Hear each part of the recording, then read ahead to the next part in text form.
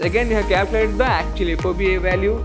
Then we have added the insurance. Now we got the actual assessable value and converted it to Indian rupees. The Indian government will impose some tax on this. Again, 2000 rupees tax will be added. Again, it will become 10,000 rupees only. It is against the law. It should not be more than 20% of the FOB value. China is selling at cheaper than or lesser than its cost price. This is called as dumping.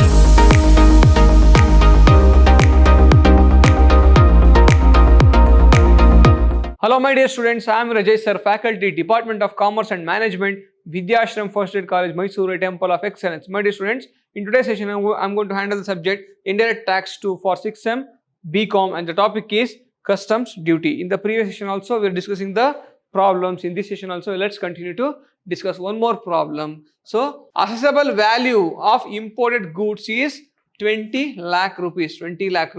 The basic custom duty is 10%. Integrated goods and service tax is 12%. GST compensation cess leviable at 15%. Social welfare charges is 10%. Compute the total cost of imported goods and total custom duty. Now, let's calculate the computation of cost of import goods and custom duty payable. So, what is the assessable value? Already he has given 20 lakh rupees. So, on that we should calculate basic custom duty. Let's assume assessable value as A and basic custom duty at 10% on 20 lakh. So, 20 lakh into 10% basic custom duty. So, it will become 2 lakh rupees. Again, on this we have to add social welfare charges on B. On B means what? On 2 lakh rupees we should calculate. So, 2 lakh into 10% on social welfare charges, it will become 20,000. If you add all these three, so it will become 22 lakh 20,000. If you add all these things, it will become 22 lakh 22. On this 22 lakh 20,000, we should calculate IGST on 12%. So 22 lakh 20,000 into what is the IGST? 12%. So it will become 2 lakh 66,400. Again, add GST compensation cess at 15% on D. Again, on this 22 lakh 20,000 GST compensation cess on this. On D means 22 lakh 20,000. We should calculate 15% extra duty. So it is 15%. Again, we have to add GST compensation cess as at 15% on D. D means this is the total value of subtotal of the IGST. So if you add that, so you'll get 3,33,000. So while this is the duty, total duty. This is the amount. So amount, and this is the total duty payable. So we should take B. First one, basic custom duty. Next one, plus social welfare charges we should consider. Next one, IGST. Third one, and fourth one is the GST compensation cess. So if you add all 4 items, we'll get the total custom duty payable. So why compensation cess will be leviable? So in order to make the product equal, so which is available in the other country also, if that particular country exporter or the country so may allow the exporter of the country to sell his product without tax, or the exporting country reduce the tax in order to increase the export. So the exporter may export the product cheaper rate because he will not having any tax on exporting from that country. So it may damages our industrialist, where for example if we sending goods for 8,000, actually the country or exporting country has to impose tax. So actually it is 10,000 rupees. If we add tax, that will become 10,000 rupees. But exporting country has reduced the tax in order to increase the export or improve the export or encourage the export. The exporting country has reduced the tax to the extent of 2,000. So you can easily send this product for 8,000 rupees. So now the Indian government will impose some tax on this. Again 2,000 rupees tax will be added. Again it will become 10,000 rupees only. So otherwise the other country's product or the countries or the products what we are importing will become cheaper than our domestically produced product. So in order to maintain that, so GST compensation cess is leviable. So add all these four items. So we'll get 8,19,400. This is the total GST payable. Now let's go to the next problem. So treatment of safeguard duty. So when they give safeguard duty, how to treat that? So a chemical manufacturing company imported sodium nitrite from a developing country from 26th to 2019 to 25th to 2020, inclusive of both the days, for 40 lakh rupees. For 40 lakh rupees, we have imported sodium nitrate. Share of imports of sodium nitrates from the developing country against the total import of 4% of sodium nitrate to India. Now, basic custom duty is 10%. IGST under section 3 subsection 7 of the Custom Tariff Act 1975 is 12%. Next one, social welfare charges 10%, and ignore the GST compensation cess. So we have to ignore it, we should not take it. Compute the custom duty payable including the safeguard duty 30%. So we have to calculate the safeguard duty including of 30% under section 8B of the Custom Tariff Act 1975. The assessable value of the sodium nitrate is 40 lakh rupees. So 40 lakh into 10% basic custom duty, it will become 4 lakh rupees. Again, we have to add safeguard duty to the extent of 30%. Why safeguard duty leviable? You want to safeguard our Indian producers or Indian industrialists. So that's why we have to make the product. For example, if the exporter is now selling the products to in foreign country at cheaper rate than his price or than his domestic price, in order to avoid the damage happening to Indian industries, the government of India will impose safeguard duty to safeguard the Indian industrialists and manufacturers. So India again, so on A, so again on A means 40 lakh. So on 40 lakhs we have to calculate 30% into 30%. It will become 12 lakh rupees safeguard duty. Social welfare charges on B. So on the basic custom duty, we have to calculate the social welfare charges 4 lakh into 10%. 10% it will become 40,000. This is 40,000. So this is 40,000. Again, so subtotal of the IGST is this is, let's add. So now, so 40 lakh plus 4 lakh plus 12 lakh plus 40,000. So it is 56 lakh 40,000. 56 lakh 40,000. Again, so we have to add 12% of IGST on E. So 56 lakh 40,000. So it is into 12%. So it is add 6,76,800. 6,76,800. So it is 6,76,800. So again, now first one 4 lakh duty. Now calculate the duty for 4 lakh rupees plus 12 lakh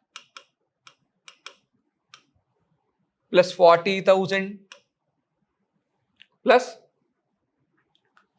6,76,800. So if you add all the amount, we'll get the total GST or total custom duty payable. So 4 lakh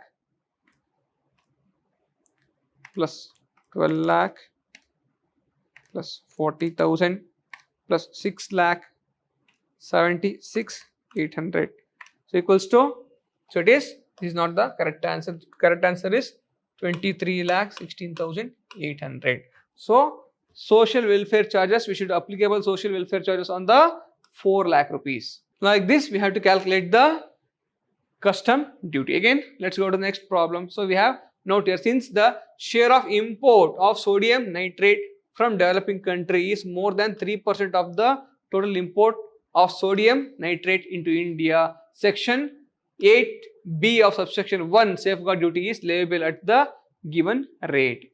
Now let's go to the next problem. Find out the value of materials for the custom duty. So CIF value, C means carriage, insurance and freight value of the material is imported by air. Air means, so when the goods imported through air transportation means, so while calculating the transportation expenses, either the FOB, 20% of the FOB or the actual value, whichever is lesser, should be considered as a transportation expenses. So $5,000 freight paid, 1,500 insurance paid, 500. RBI exchange rate is 71 rupees per dollar. So Central Board for Indirect Tax and Custom Duty notified exchange rate is 70 rupees. We should consider only the amount or the rate considered or notified by the Central Board for Indirect Tax and Custom Duty. This rate should be considered. We should not consider the RBI rate.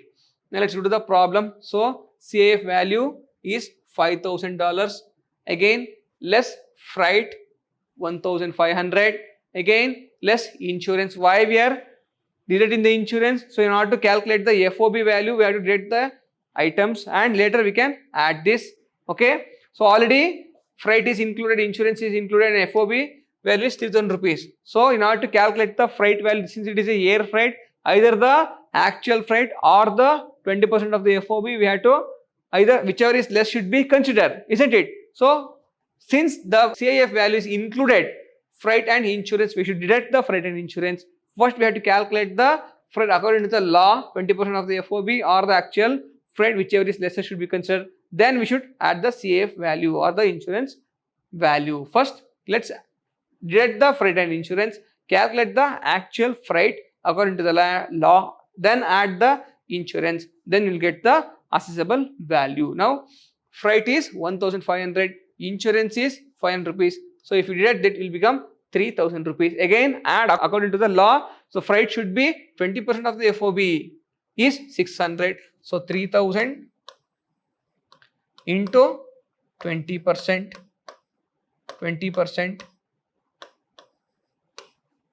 So it is 600 rupees, or actual amount is 1,500, which is lesser, 600 rupees is lesser, consider 600 rupees. Again insurance is 500 rupees, add 500 rupees again. So here we have deducted, here they have added actual freight, but according to law we should take only 600 rupees, which is lesser, we have to consider. So again you have to add it, later we have to add the insurance, then we will get the CIF for custom purpose. So now if you calculate what is the, here you will write, so 1 USD equals to, what is the rate we have considered? 70 rupees. 70 rupees we will write here, 70 rupees. 1 USD equals to 70 rupees. Now $4,100 into 70 rupees, we will get 2,87,000. Then this is the actual assessable value of the product.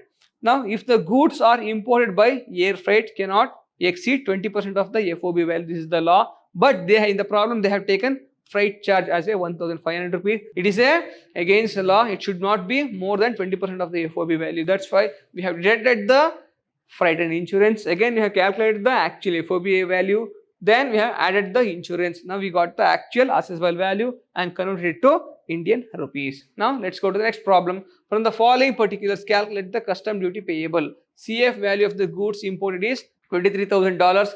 Basic custom duty is 20%.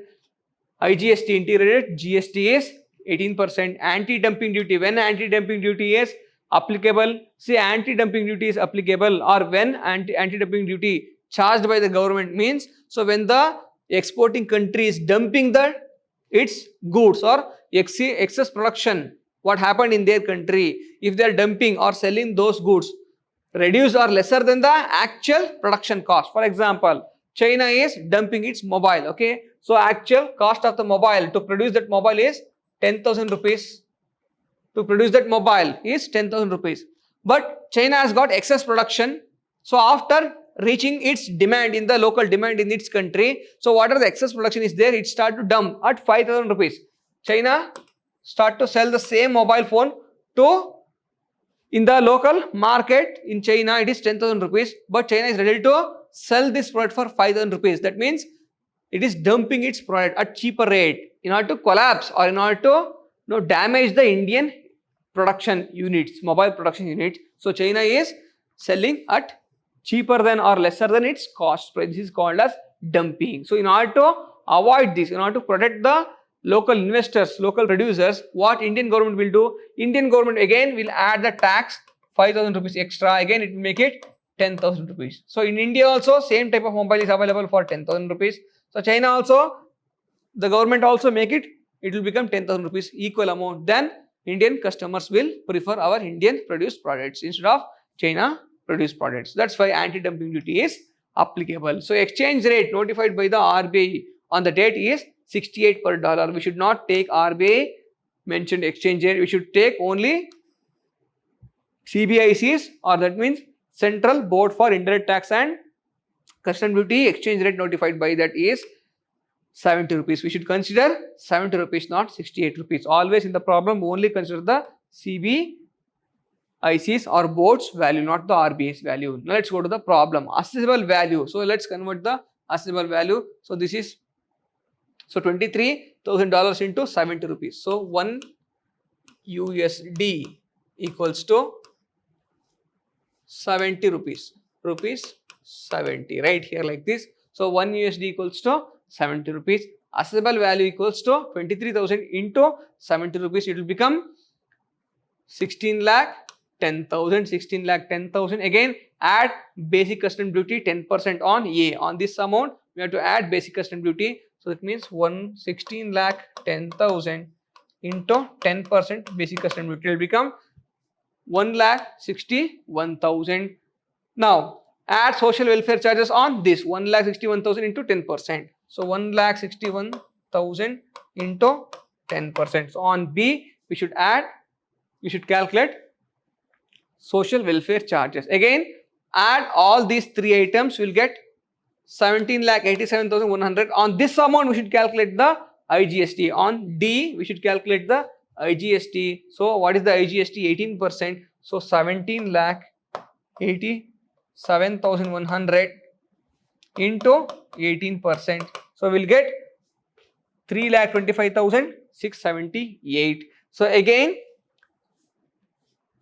anti-dumping duty on A. So what is the A assessable value? So on assessable value 16,10,000 into anti-dumping duty is 10% into 10%. So we'll get 1,61,000 additional duty. So if we add, so we should take first one basic custom duty, social welfare charges, again IGST, last one anti-dumping duty. Add for all these four items, first one, second one, third one and fourth one. So we'll get here 6 lakh, total custom duty payable is 6,59,778 rupees total custom duty payable. So this is the assessable value of the product. We should not take this one. And also here also, if this is added value to the tax to calculate the, it is helpful for to calculate the IGST. So you should not take this item. So apart from these two items, calculate 1, 2, 3, 4 items. It will become total custom duty payable. Now let's go to the note. So anti-dumping duty is calculated at the given rate on assessable value. So always keep this in mind. So always assessable value, anti-dumping duty should be calculated on the assessable value, not this item. Okay, not on this amount. Next point, it is assumed that the goods imported are sold at lesser than the normal price of the goods. Already explained to you. So when the China is selling the goods lesser than its cost price of the product. So in the domestic market it is 10,000 rupees, but China is ready to sell the same articles or same goods for 5,000 rupees. That means it is dumping its product. So excess production is dumped to Indian markets in order to avoid these things. So when it starts to dump the products at lesser price, so in our Indian market or Indian industrialists, producer will have to face the effect, negative effect on their product. Customers will not prefer to pay higher price when they are getting cheaper product from China. So in order to avoid these things, anti-dumping duty is leviable. Next one, goods are not imported by either SEZ or EOU. So goods are not imported by at anti-dumping duty is not applicable. So in this, here we will end this session. In the next session, we will go discuss one more problem, like for 15 marks and 10 marks problem we will discuss in the next session. Till then, thank you so much.